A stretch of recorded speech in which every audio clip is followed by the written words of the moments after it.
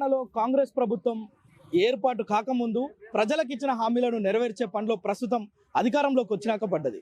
రేవంత్ రెడ్డి సర్కార్ ముఖ్యంగా పేద ప్రజలకు ప్రతి ఒక్కరికి కూడా 200 యూనిట్ల పథకం అంటే ఉచిత విద్యుత్తును అందించే ఒక గృహజ్యోతి పథకాన్ని ప్రభుత్వం ఆ రోజు అనౌన్స్ చేసింది, ఈ రోజు ఇంప్లిమెంట్ చేస్తుంది. అయితే ఈ రోజు నుంచి ప్రభుత్వం ఆ పథకాన్ని గృహజ్యోతి పథకాన్ని అమలు చేసేందుకు కొన్ని విధి విధానాలను తెచ్చింది. ఇప్పటికే ప్రభుత్వం ఎవరైతే మీటర్ రీడర్స్ ఉంటారో ప్రతి ఇంటికి పోయిన దగ్గర వాళ్ళ ఆధార్ నెంబరు, అదేవిధంగా విద్యుత్ సర్వీస్ నెంబర్తో పాటు వారి మొబైల్ నెంబరు, అదేవిధంగా ఇతరత్ర అప్డేట్కి సంబంధించిన అంశాలను వారు మీటర్లలో పొందుపరచాలని చెప్పి వారికి క్లియర్గా ఇన్స్ట్రక్షన్స్ ఇచ్చింది. అయితే వీరంతా మీటర్ రీడర్స్ అంతా కాంట్రాక్ట్ ఎంప్లాయీస్ కావడం, వీరికి ఒక రీడింగ్ కొడితే ఒక ₹2 చొప్పున వీరికి బిల్స్ ఇస్తుంటారు.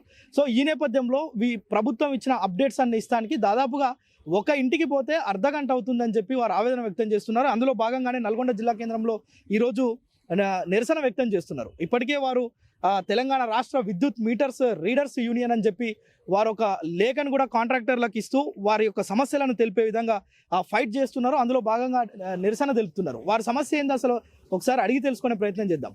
చెప్పండి, అంటే ఏంది ప్రభుత్వం ఇచ్చిన మీకు ఇన్స్ట్రక్షన్స్ ఏంటి, ఎందుకు మీరు నిరసన చేపడుతున్నారు? మాకు ఇంత ముందుకు ఫస్ట్ ఏం చేశారంటే, మాకు ఈ మంత్ ఎండింగ్ లో మాకు ఫస్ట్ స్టార్టింగ్ లో ఏం చెప్పారంటే pole number plus meter structure code plus మీ యొక్క వాళ్ళ ఫోన్ నెంబర్ ఎంట్రీ చేయమని చెప్పారు. అప్పుడు కూడా మేము నిరాకరించాము. కొట్టమని చెప్తే ఏం లేదు బాబు, కొట్టండి బాబు అని చెప్పారంటే సరే కొడతాం. ఈ రోజు రాత్రి న్యూస్ ఏం చేశారంటే ఈ రోజు నుంచి మళ్ళీ కొత్త సాఫ్ట్వేర్ ఎంచుకొని మొత్తము ఆధార్ కార్డు, రేషన్ కార్డు, వాళ్ళ ఇంటి వాళ్ళ ఫోన్ నెంబర్లు ఇవన్నీ ఎంట్రీ చేయమని చెప్పారు. ఆ టైం చేయాలంటే మాకు దాదాపు ఒక అరగంట పడుతుంది బిల్లు కొట్టడానికి. దానివల్ల ఇంట్లో కన్జ్యూమర్ ఉన్నప్పుడు మళ్ళీ కన్జ్యూమర్ దగ్గరికి పోవాల్సి వస్తుంది, మళ్ళీ కొట్టాల్సి వస్తుంది. మళ్ళీ అలా ఒక నెంబర్ మిక్సెట్ అయినా కూడా మళ్ళీ కొట్టాల్సి వస్తుంది. అప్పుడు ఏమంటారు కన్జ్యూమర్ ఏమంటారు, మీరు కొట్టిరేక బాబు, మీరు చేయాల్సిందే కదా అని చెప్పి అంటారు. కాబట్టి మాకు పని భారం పెరుగుతుంది కాబట్టి మేము ఈ కొట్టలేమని చెప్పి నిరసన తెలుపుతున్నాము. ఇంకోటి, మాకు ఈ 30 రోజుల పనిదినం కల్పించి మాకు కానీ ఆర్థికంగా గుర్తిస్తే మేము అన్నిటికీ చేస్తాం, రెడీగా ఉంటాం అందరం. అంటే ఇప్పుడు ఇందులో మీరు ఏమేమి జత చేయాల్సి వస్తుంది? గతంలో ఎట్లా చేసేది, ఇప్పుడు ఏం చేస్తారు? గతంలో ఓన్లీ మీటర్ రీడింగ్ ఒకటి, గతంలో మీటర్ రీడింగ్ స్కాన్ చేసి ఆన్ చేసి స్కాన్ చేసి 3 కొట్టి అండ్ మీటర్ బట్టి స్కాన్ చేస్తే రీడింగ్ వచ్చేసి బిల్లు ఇచ్చేది. ఇప్పుడు అట్లా కాకుండా ఇప్పుడు ఏం చేస్తారంటే దీంట్లో ఆప్షన్ ఇచ్చారు. ఒకటి కొత్త సాఫ్ట్వేర్ ఇచ్చేసి ఏం చేస్తారంటే దాంట్లో ఆధార్ కార్డు, ఇప్పుడు రీసెంట్ ఇయ్యాలి ఇచ్చిన ఆధార్ కార్డు ఆ ₹2 బదులు ఇంకేమన్నా పెంచి ఇస్తున్నారా మీకు? సార్ మొదటి నుంచి మేము ₹2, రూపాయికో, ₹1, 5 పైసలకు మేము పనిచేయలేదు సార్. మాకు సంస్థలో ఏదో ఒక రోజు ఆశ వస్తుంది, గుర్తింపు వస్తుంది. ఇంతకుముందు ఆర్టిజన్లు మా లెక్కనే పనిచేసేది వాళ్ళు సార్. వాళ్ళు సిఎల్ అనేది అప్పుడు వాళ్ళు ఆర్టిజన్లు అయ్యి వాళ్ళకి నెలకు 30,000 వస్తున్నాయి సార్. మమ్మల్ని కూడా అదే విధంగా ఆర్టిజన్గా గుర్తించి మమ్మల్ని కూడా అదే విధంగా స్కేల్ ప్రకటిస్తారన్న ఉద్దేశంతో ఇన్ని దగ్గర 20 ఏళ్ళ సంవత్సరం చేస్తున్నారు సార్. మా సీనియర్లు కూడా చాలా మంది ఉన్నారు సార్. చాలా వరకు కొంతమంది చనిపోయి ఉన్నారు కూడా సార్ రీడింగ్ చేసిన మిగతా వాళ్ళు. అంటే ముఖ్యంగా ఒక విషయం చెప్పండి, మీరు ఇళ్ళకి వెళ్ళినప్పుడు మీకు ఏమైనా సమస్యలు వస్తున్నాయా కన్జ్యూమర్ల నుంచి? వస్తున్నాయి. ఏమంటారంటే ఎందుకు ఇవ్వాలి సెల్ నెంబరు, ఏంటికి ఇవ్వాలంటే ఏమైనా జరిగితే మా మీద ఏమైనా చేయొచ్చు, మా పైసలు పోతాయి అని చెప్పడం.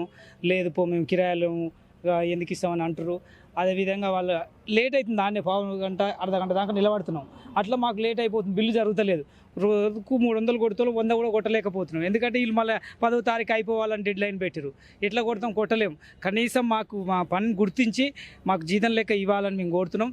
ఆర్టిజన్ కన్నా గుర్తించాలి. ఎందుకంటే 20 సంవత్సరాల నుంచి చేస్తున్నాము, అది ఏం గుర్తించలేకపోతున్నారు. అధికారులు ఎంతసేపు పైనంగా వచ్చి వాళ్ళు చూసుకుంటారు, ఫ్యాన్ల కింద కూర్చొని తప్ప మేము ఫీల్డ్ మీద ఎంత తిరుగుతున్నాం, జనాలతో ఎన్ని తిట్లు పడుతున్నాం అని కూడా ఎవరు గుర్తిస్తలేరు. కాబట్టి గవర్నమెంట్ మారింది, మా లైఫ్ మారుతుందని మేము కోరుకున్నాము.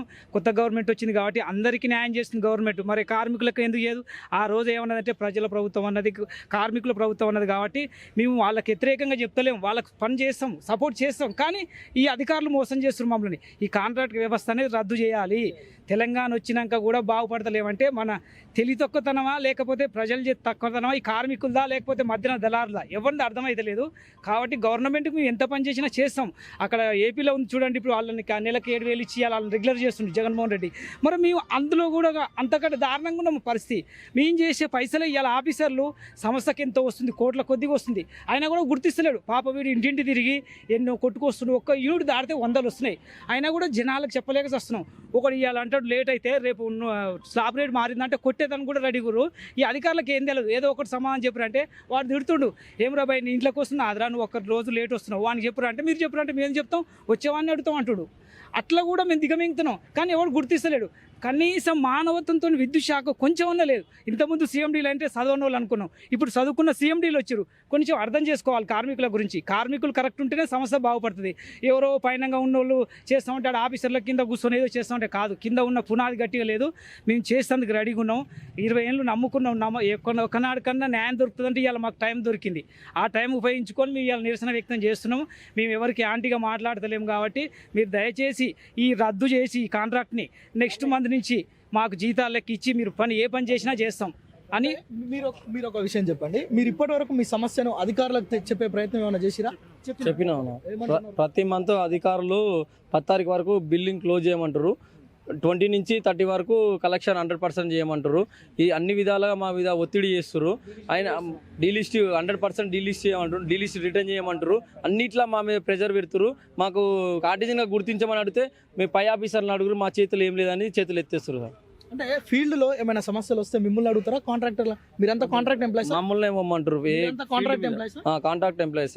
ఏమైనా సమస్యలు ఉంటే మిమ్మల్ని అడుగుతారా? కాంట్రాక్టర్లను అడుగుతారా? ఆఫీసర్ అడుగుతారు. ప్రతిదీ మమ్మల్ని అడుగుతారు. దేనికి మమ్మల్ని ఇవ్వమంటారు, ప్రతి దానికి మమ్మల్ని ఇవ్వమంటారు. ప్రతి దానికి మమ్మల్ని ఇవ్వమంటారు కదా సార్. మరి మాకు ఆర్టిజన్గా గుర్తించండి సార్ అని అంటే మా చేతులు ఏం లేదు అబ్బా, మీరు పైకి పోవాలి, ఎస్సీ గారిని డి గారిని వాళ్ళని కలవాలి, మా ఏఈ గారు మా దగ్గర ఏముండదు అని చెప్పేస్తుంది డైరెక్ట్. అంతే. ఇట్లనే అన్నయ్య ఫీల్డ్ మీకు వెళ్తే ఇలా 11K షాట్ కొట్టింది. అలా పని ఎక్కువ ఒత్తిడి వల్ల మాకు చాలా ఇబ్బంది అవుతుంది. మెయిన్ మాకు ఆర్టిజన్గా గుర్తించాలి. మాకు ఆర్టిజన్గా గుర్తిస్తే మాకు అంతే చాలు. ఇక్కడ ఏమైంది నీకు? ఇట్లా చేతికి కరెంట్ షాట్ తగిలింది మాకు. ఇది మన లైన్ మెయిన్ తీసుకోపోయి ఇప్పుడు స్పాట్ బిల్లు కొట్టిందంటే ఏమంటారు అంటే మన పై అధికారులు మాకు బిల్లులకు మీరు బిల్లు కొడుతారు కాబట్టి బిల్లు కొట్టిన తర్వాతకి మాకు కలెక్షన్ చేయాలి, అన్నీ చేయాలని మాకు చాలా విధాలు ఒత్తిడి చేసి ఇట్లా పంపిస్తే పోయి మీకు ముందు ఏదైనా జరుగుతుందో, మాకు ఏదైనా న్యాయం జరుగుతుందని మేము పోయి పని లైన్మెన్లు ఏమంటే పని చేస్తుంటే ఆ లైన్మెన్ కరెక్ట్ లేక మళ్ళీ మాకు ఇలాంటి ఇబ్బంది జరిగింది. Supply LC return supply. ఇప్పుడు మీరు చెప్పండి, మీరు ప్రధానంగా ప్రభుత్వాన్ని కానీ మీ అధికారులను కానీ కాంట్రాక్టర్లు కానీ ఏం డిమాండ్ చేస్తున్నారు? ఈ నిరసన కార్యక్రమం ఎందుకోసం? ఏం డిమాండ్ చేస్తున్నాం అంటేనా, ఇప్పుడు మేము వీళ్ళు ఇప్పుడు ఫస్ట్ నార్మల్గా ఉండే బిల్డింగ్, ఇప్పుడు ఆధార్ కార్డు, ఇవి రేషన్ కార్డు ఇవన్నీ చెప్పారు. ఇవన్నీ వల్ల పని భారం పెరుగుతుంది కానీ మాకు వేతనం అనేది కరెక్ట్ లేదు. మేము ఫస్ట్ కోరుకునేది ఏంటంటే ప్రభుత్వాన్నైనా మా యజమాన్యనైనా మేము 30 రోజులు పని చేయడానికి సిద్ధంగా ఉన్నాం. మీరు ఏ రకంగా ఉపయోగించుకుంటారో ఆ రకంగా ఉపయోగించుకోండి. ఇప్పుడు సబ్స్టేషన్లో రిటైర్మెంట్ వాళ్ళు ఉన్నారు. ఆ రిటైర్మెంట్ వాళ్ళకు రిటైర్మెంట్ పెన్షన్ వస్తుంది, ప్లస్ వాళ్ళకు మళ్ళీ శాలరీ ఇస్తున్నారు. ఆ శాలరీ వాళ్ళకి ఇచ్చే బదులు రిటైర్మెంట్ అయ్యారు కదా, వాళ్ళని తీసేసి ఆ ప్లేస్లో ఐటీఐ చేసిన వాళ్ళ మేము ఉన్నాం, మమ్మల్ని పెట్టుకోండి. ఇప్పుడు అదే శాలరీ మాకు ఇస్తే మేము ఆ సబ్స్టేషన్ ఆపరేటర్ చేయడానికి సిద్ధంగా ఉన్నాం, ప్లస్ బిల్లింగ్ చేయడానికి సిద్ధంగా ఉన్నాం. 2 పనులకు మేము ఉపయోగిస్తాం. ఒక శాలరీతో 2 పనులు చేయడానికి సిద్ధంగా ఉన్నాం. మేము అనేది ఏంటంటే మమ్మల్ని ఆర్టిజన్గా గుర్తించి 30 రోజుల పని కల్పించి మాకు సమాన పనికి సమాన వేతనం ఇచ్చేసి ఆర్టిజన్గా గుర్తిస్తే మేము ఎలాంటి ఇన్స్ట్రక్షన్ పెట్టినా మేము చేయడానికి సిద్ధంగా ఉన్నాం. చెప్పండి, ఈ నిరసన కార్యక్రమం ఎన్ని రోజులు జరుగుతుంది? చెప్పలేము సార్, 2 రోజులు కావచ్చు, 3 రోజులు కావచ్చు, చెప్పలేము. మా డిమాండ్ వరకు చేస్తాం సార్. అది సమ్మె ఈ నిరసన. ఇంకోటి సార్, సబ్స్టేషన్ ఆపరేటర్ రిటైర్మెంట్ వాళ్ళు పెట్టుకున్నారు సార్, వాళ్ళు కూడా వాళ్ళు చేస్తలేరు సార్. వేరే మనిషిని పెట్టుకొని వాళ్ళకి 10,000 ఇచ్చి వాళ్ళని పెట్టి 3rd పెట్టి చేయించుకుంటారు సార్. అలా చేసుకోవడం అలా ఒక అబ్బాయి కూడా చనిపోయాడు సార్, పని పెట్టి ఇచ్చిన అబ్బాయి కూడా. అతను ఎల్సీ రిటర్న్ చేయపోయి దానికి జంపర్ తెగి మీద పడి చనిపోయాడు సార్ సబ్స్టేషన్లో. అట్లా జరిగినాయి. ఇట్లా 2 ఇన్సిడెంట్స్ జరిగినాయి నల్గొండ డిస్టిక్లో. రిటైర్మెంట్ ఉన్న వాళ్ళకు అర్హత కూడా మాకు లేదు సార్. రిటైర్మెంట్ వాళ్ళని తీసేరి మమ్మల్ని పెట్టుకోరు అంటే వాళ్ళు మాకు లేదు ఈ ఆప్షన్, మేము పెట్టుకోమని చెప్పేస్తారు డైరెక్ట్. జీతాలకు భార్య పిల్లలు కూడా పోషించుకోలేకపోతున్నారు. ఎట్లా ఉంది మీ కుటుంబాల పరిస్థితి? మరి ఈ చాలీచాలని జీతాలకు భార్య పిల్లలను కూడా పోషించుకోలేకపోతున్నాం సార్. చాలా ఇబ్బందికరంగా ఉన్నది. ఎక్కడో చూసుకుంటే వేరే వాళ్ళకి కంపేర్ చేసుకుంటే ప్రైవేట్ వాళ్ళకి మాకు చాలా తేడాగా ఉన్నది. ఒక బట్టల షాప్లో పనిచేసే వాళ్ళకి 20,000-18,000 జీతం ఇస్తున్నారు. మాకు అటువంటి సహకారం కూడా ఏమీ లేదు, అసలు ఎటువంటి బెనిఫిట్స్ లేవు. కాబట్టి మాకు ఈ గవర్నమెంట్ మాకు ఏదైనా సహకరించాలని మేము కోరుకుంటున్నాం.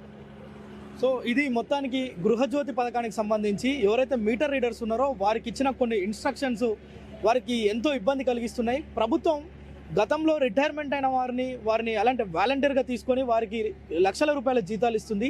వారిని తొలగించి ఆ ప్లేస్లో ఐటీఐ చేసిన మమ్మల్ని, అంటే ప్రస్తుతం మేము శాఖలోనే కాంట్రాక్ట్ ఎంప్లాయీస్గా ఉన్నాం, మమ్మల్ని ఆర్టిజన్ ఉద్యోగులుగా గుర్తించి 30 రోజుల పాటు కనుక పని కల్పిస్తే మేము మా శక్తి వంచన లేకుండా శాఖకు పనిచేస్తాం, శాఖ అభివృద్ధితో పాటు ప్రజలకు కూడా సేవా కార్యక్రమాలు చేస్తాం. మేము మా యొక్క శక్తియుక్తులను మొత్తం ప్రజలకు శాఖ కోసం ఉపయోగిస్తామని చెప్తున్నారు. అయితే సమస్యలను పరిష్కరించేంత వరకు ఇది 2 రోజులు కావచ్చు, 2 నెలలు కావచ్చు, మేము పోరాటాన్ని అయితే కొనసాగిస్తాం. ఇప్పటికే లేఖలు అయితే అందజేసాం. మా సమస్యలతోటి కూడిన లేఖలను కాంట్రాక్టర్లకు, అధికారులకు అందజేసినాం.